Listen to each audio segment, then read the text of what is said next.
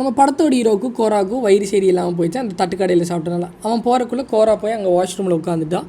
அதனால இங்கே வந்து இவன் பேச்சு வாங்கிட்டு இருக்கான் அங்கே கீழே இருக்கிற மோடி ஒரு ரூம்மேட் கிட்ட.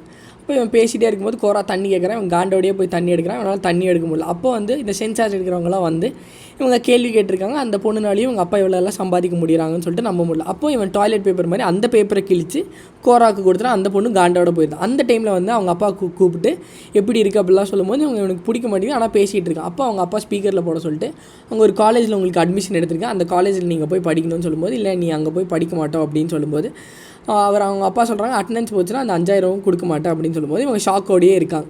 அப்போ இவங்க அப்பா வந்து அங்கே இருக்கிறவங்க கிட்டலாம் சொல்கிறாங்க இது ஒரு நம்ம ட்ரை பண்ணி பார்ப்போம் அவனுக்கு அப்படின்னு சொல்லும்போது நம்ம ஹீரோ துணி துவச்சிட்டு போது காண்டாகுது. அப்போ கோராவும் அவங்க அப்பா பற்றி தப்பாக பேசிடுறதுனால இவனுக்கு காண்டாகி ஹீரோ வந்து தண்ணி எடுத்து ஊற்றிட்டு அவங்க 2 பேத்துக்குள்ளே கிளாஷ் ஆயிடுது.